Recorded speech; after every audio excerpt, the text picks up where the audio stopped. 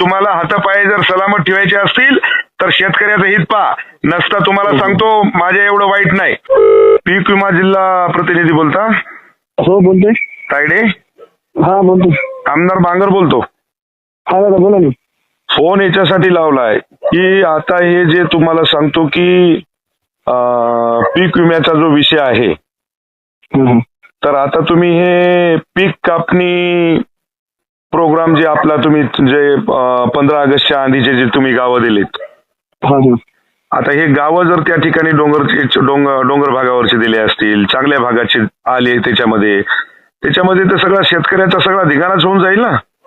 नाही दादा, आपण काय केलेलं आहे ते रॅन्डमच निवडले. त्याच्यामध्ये असं आपण काही चांगले बघून नाही निवडले. नाही, चांगले बघून निवडले नाही, पण एवढं तुम्हाला मला सांगायचंय की आता शेतकऱ्याची राख रांगोळ झाली, काही राहिलं नाही शेतकऱ्यापाशी. आता तुमच्या माहितीसाठी पीक विम्याची गोडवा तुमच्याकडे ठेवू नका. शेतकऱ्याचे काहीतरी पहा, शेतकऱ्याला काय परिस्थिती आहे, शेतकरी किती परेशान आहे, शेतकऱ्याला कोणत्या संकटात आलाय. नदीच्या काठचं तर तुम्हाला सांगतो सरसकटच गेलंय, काहीच राहिलं नाही. त्या सोयाबीनवर आणि त्या कापसावर आणि तुरीवर तुम्हाला सांगतो की टोंगळ्या इतकाला गाळ येऊन बसलाय. माती सगळी वाहून गेली आणि त्यातल्या त्यात जे चांगल्या शेतातलं जे पीक आहे त्याच्यामध्ये तुम्हाला सांगतो वरच्या शेंड्याच्या 10-5 शेंगा तुम्हाला वरच्या दिसायल्यात, खाली सगळ्या शेंगा सडून गेल्यात आणि कोंब फुटलेत. तर आपल्याला बापू पीक विम्याची म्हणजे आता शब्द म्हणजे गाण मारून घेऊ नका. शेतकऱ्याला पहा, शेतकरी संकटात पडलाय आणि जर कमी जास्त जर झालं त्या तुमच्या जर ते सॅटेलाइट न पाहतो कशाच्या त्या हेक्टरी 12 क्विंटल झालं पाहिजेत. आता एकरी तुम्हाला सांगतो एखादा 2 क्विंटलही ॲव्हरेज येत नाही. आणि सगळ्या महाराष्ट्रालाच माहित आहे की मराठवाड्यामध्ये अतिशय भयानक परिस्थिती आहे. सगळं वाट लागली तुमच्या माहितीसाठी. त्याच्यामुळं तुम्हाला जिल्हा प्रतिनिधी म्हणून आमची रिक्वेस्ट आहे, विनंती आहे की जे वस्तुस्थिती आहे त्या पद्धतीनं तुम्हाला सांगतो की तुमचा सर्वे झाला पाहिजे. तुम्ही ज्या पद्धतीनं तुम्हाला सांगतो की म्हणजे कंपनीचं हित पाहू नका, शेतकऱ्याचं हित बघा. बरोबर दादा, जी वास्तविक परिस्थिती आहे तीच आपण घेणार. आणि जर कमी जास्त जर झालं तर तुम्हाला सांगतो संतोष बांगर एवढा वाईट माणूस नाही बरं काय.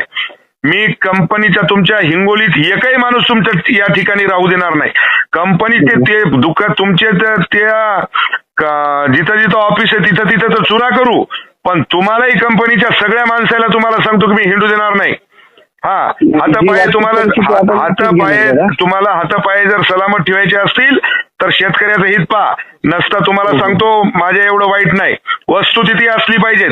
आम्ही म्हणणार नाही तुम्हाला की तुम्ही फलानं करा, बिस्तानं करा, अमुक करा, पण जी वस्तुस्थिती आहे त्या वस्तुस्थिती प्रमाणे आपण चाललो पाहिजेत, एवढी दक्षता आपण घ्या. बिलकुल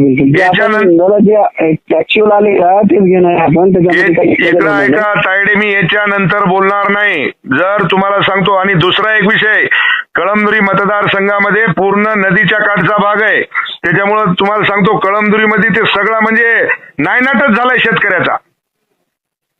बरोबर. कारण की वास्तविक परिस्थिती दाखवणार आहे. कोथळच पासून तर तिकडं तुम्हाला सांगतो डोंगरकडा त्या भागापर्यंत सगळ्या नदीच्या काठानं तुम्हाला सांगतो सगळा सत्यानाश झालाय. मुख्यमंत्री, उपमुख्यमंत्री सगळ्यांनी सांगितलंय, सगळ्यांनी मदत पाठवली. आता आमच्याकडे तुमच्या माहितीसाठी गोरगरीब लोकांना दिवाळीच्या किट आल्यात वाटायसाठी. जी वास्तविक परिस्थिती आपण तीच घेणार दादा, त्याच्यामध्ये काही शिकत नाहीये. 90%, 99% खराब आहे. म्हणजे 10% पण नाही, 99% चक राख लागली. त्याच्यामुळं बापू म्हणजे वस्तुस्थिती त्या पद्धतीनं सगळी राहिली पाहिजे. शेतकऱ्याचा हिताचं कर बापू. तू शेती तुझ्या घरी शेती आहे का माय?